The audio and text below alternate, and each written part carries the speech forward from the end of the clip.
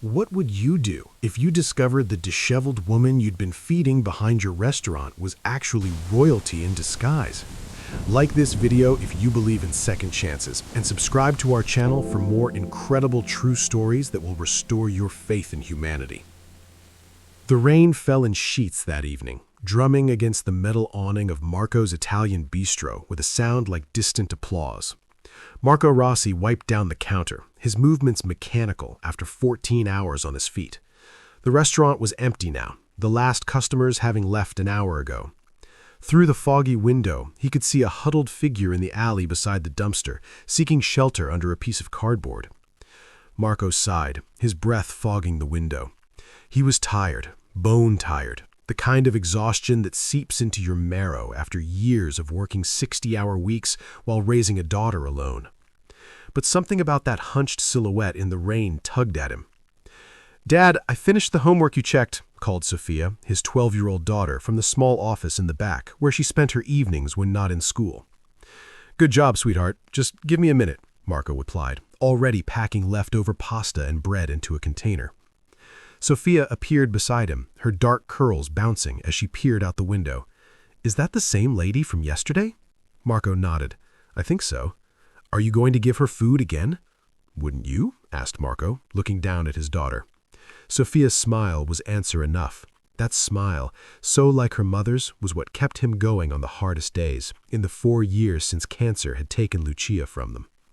The woman flinched when Marco opened the back door, shrinking further into herself as if expecting to be chased away. Her face was mostly hidden beneath a tattered hood, but Marco could see she was younger than he'd initially thought, perhaps in her 30s. Her clothes were soaked through, and she trembled visibly. "I brought you some food," Marco said gently, extending the container. "And there's a cup of hot coffee, too." The woman hesitated before reaching out with dirt-stained fingers. "Thank you," she whispered, her accent unfamiliar, something European, Marco thought, though he couldn't place it. "I'm Marco. This is my restaurant." She nodded, but offered no name in return. As she took the container, the sleeve of her coat pulled back slightly, revealing what looked like an intricate tattoo or birthmark on her wrist, an unusual design that seemed almost like a family crest.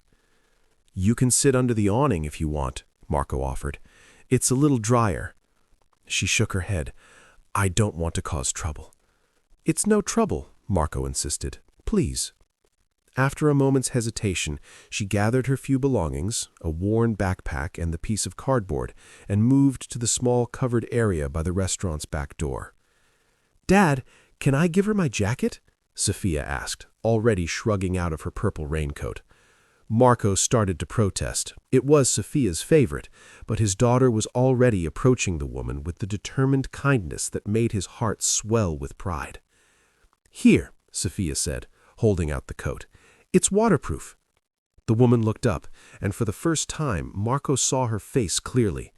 Despite the dirt and exhaustion, there was something striking about her features.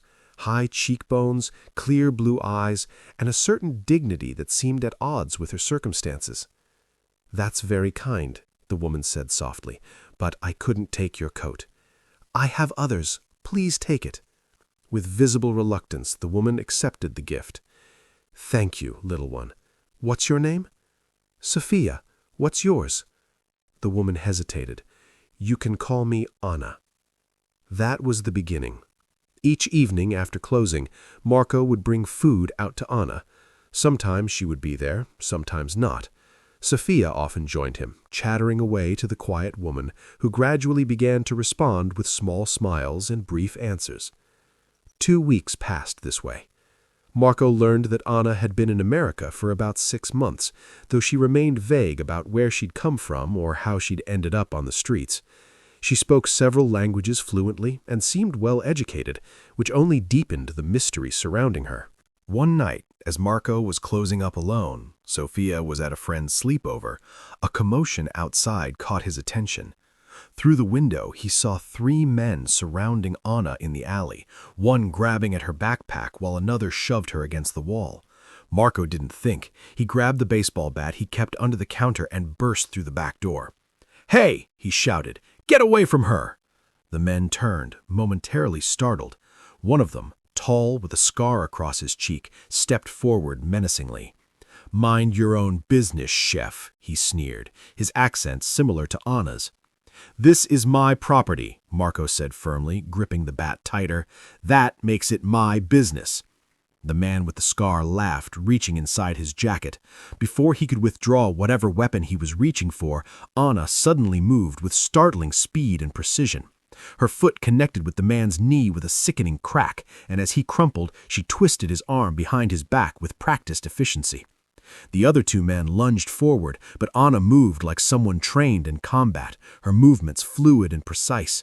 Within moments, all three men were on the ground, groaning. Marco stood frozen, the bat hanging uselessly at his side. Anna turned to him, breathing hard. "We need to go. Now. They'll be back with others." "What? Who are those men? Who are you?" Marco stammered. "I'll explain, but not here," Anna said urgently.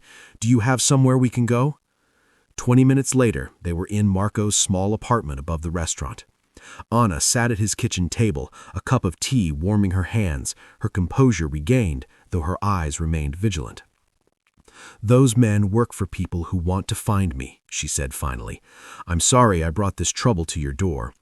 "Who are you really?" Marco asked. "You're not just some homeless woman, are you?" Anna was quiet for a long moment.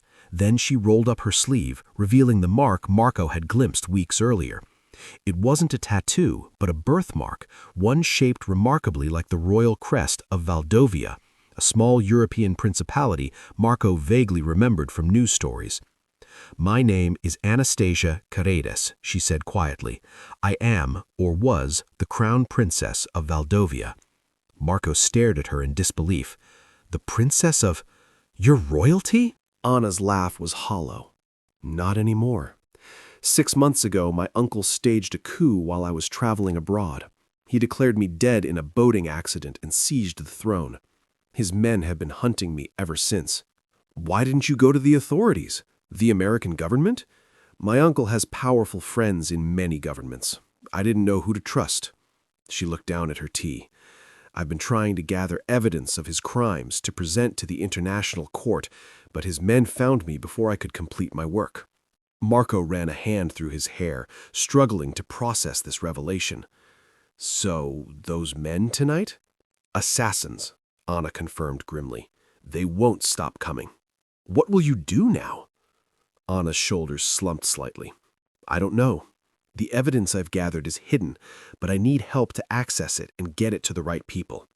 Marco was silent for a long moment. The rational part of his brain told him to walk away from this, to protect Sophia and himself from whatever international intrigue he'd stumbled into. But another part of him remembered the woman who had accepted his daughter's raincoat with such genuine gratitude, who had sat patiently listening to Sophia's stories about school. "I'll help you," he said finally. Anna looked up, surprise evident in her eyes. "Why would you risk yourself for me?" Marco thought about it. "Because Sophia would never forgive me if I didn't," he said with a small smile. "And because it's the right thing to do." The next morning, Marco called his sister to ask if Sophia could stay with her for a few days, citing a plumbing emergency in the apartment. Then he closed the restaurant, hanging a sign read, "Closed for family emergency," on the door. Anna had spent the night on his couch, sleeping fitfully. In the morning light, with her face washed clean and wearing some of Lucia's old clothes that Marco had never been able to donate, the regal bearing that had been hidden beneath layers of dirt and desperation was unmistakable. "The evidence is in a safety deposit box at First National Bank downtown. I used the last of my emergency funds to rent it 6 months ago under an alias, but I'm certain my uncle's men are watching the bank." "So how do we get to it?" Anna's expression was grim. "We don't, but I know someone who might be able to help us, if he's still alive and willing to risk it." That someone turned out to be Nikolai Petrov, Anna's former security chief who had escaped the coup and was living under an assumed name in a small apartment on the outskirts of the city. Finding him required a circuitous journey involving 3 bus transfers and constant vigilance for followers. Nikolai was a bear of a man, with a graying beard and eyes that had seen too much. He embraced Anna with tears in his eyes when she revealed herself to him. "I thought you were dead, Your Highness," he said in a thick accent. "When I heard the news." "That was the idea. Is it still just you, or are there others?" "Captain Dimitrios is in Canada. Lieutenant Vasquez is in Argentina. The rest—" Nikolai made a slashing motion across his throat. Marco stood awkwardly to the side, feeling like he'd stepped into a spy thriller. Nikolai regarded him suspiciously until Anna explained how Marco had helped her. "A restaurateur and a single father," Nikolai mused, studying Marco. "Not the ally I would have expected, but perhaps exactly what we need, someone they won't be watching." The plan they formulated was simple in theory, but fraught with risk. Marco would go to the bank alone to access the safety deposit box, using a key and authorization letter Anna provided. Meanwhile, Nikolai would create a diversion to draw away any of the uncle's men who might be watching.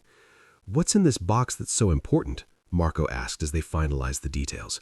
"Financial records, proof that my uncle has been embezzling from the treasury for years and funneling money to terrorist organizations, and documentation of the bribes he paid to military officials to support his coup." "Enough to convince the international court to support your claim to the throne," Nikolai added. "And enough to put my uncle in prison for the rest of his life," Anna said, her voice hard. The next morning, Marco found himself standing in line at First National Bank, his heart pounding so loudly he was certain everyone could hear it. The key to the safety deposit box felt like it was burning a hole in his pocket. Outside, right on schedule, a commotion erupted as Nikolai's diversion began, a staged confrontation between drunk men that quickly escalated into a brawl. Through the bank's windows, Marco saw two men who had been loitering across the street hurry toward the disturbance. Marco approached the teller, presented his identification and Anna's authorization letter, and was led to the vault. His hands trembled slightly as he inserted the key into box 1542. Inside was a USB drive, several folders of documents, and a small velvet pouch. Following Anna's instructions, Marco transferred everything to the hidden compartment in the lining of his jacket. He was almost to the door when a hand clamped down on his shoulder. "Mr. Rossi," said a smooth voice, "a moment of your time, please." Marco turned to find himself face to face with a well-dressed man with cold eyes and a thin smile. "I don't believe we've met," Marco said, fighting to keep his voice steady. "No, but I know who you are, and I know who sent you here today. Why don't we go somewhere private to discuss it?" Marco felt a hard object press against his ribs. A gun, he realized, with a surge of terror. "I'm afraid I can't," Marco said, his mind racing. "My daughter is waiting for me. Her school called. She's sick." The man's smile didn't waver. "I'm sure she'll understand a small delay." Marco's thoughts flew to Sophia. Her smile, her laughter, the way she looked at him like he was her hero. He thought of Anna and the trust she had placed in him. And in that moment, something hardened inside him. With a sudden movement, Marco knocked the man's arm away and shouted, "He's got a gun!" The bank erupted into chaos. Security guards rushed forward as the man tried to grab Marco, who ducked and ran for the door. Outside, he sprinted down the street, not daring to look back. He didn't stop running until he reached the rendezvous point, a coffee shop 3 blocks away. Nikolai was waiting in a car at the curb. "Did you get it?" Nikolai demanded as Marco dove into the passenger seat. Marco nodded, breathless. "But they saw me. One of them tried to stop me." Nikolai cursed and pulled into traffic. "Then we have less time than we thought." They drove to a motel on the outskirts of town where Anna was waiting. Her face lit up when Marco produced the contents of the safety deposit box. "You did it," she breathed, examining the USB drive. "With this, we can finally expose him." "What happens now?" Marco asked. "Now we get this to the right people," Anna said. "I have contacts at the International Court of Justice who have been waiting for this evidence. But first," Nikolai interjected grimly, "we need to get you out of the city. They know about Marco now, which means they might know about his daughter." Marco felt the blood drain from his face. "Sophia!" Within minutes, they were in the car again, racing toward Marco's sister's house. Marco called ahead, telling his sister to lock the doors and not to let anyone in until he arrived. They were too late. When they pulled up to the modest suburban home, the front door was ajar.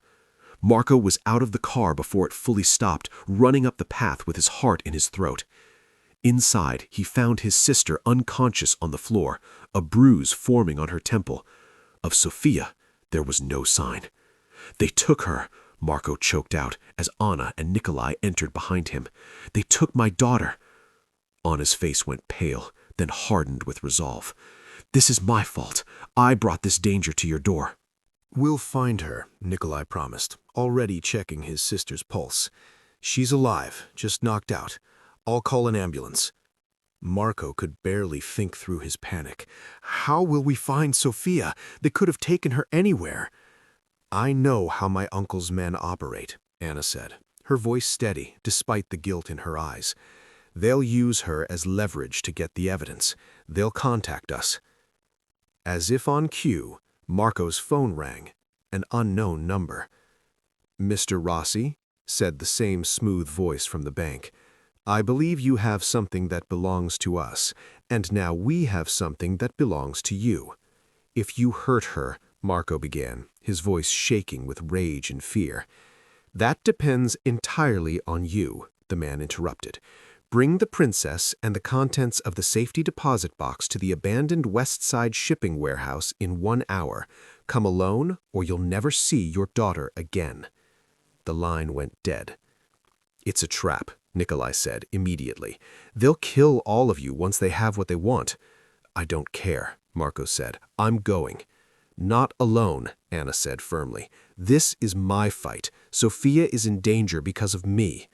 "We need a plan," Nikolai insisted, "and we need help."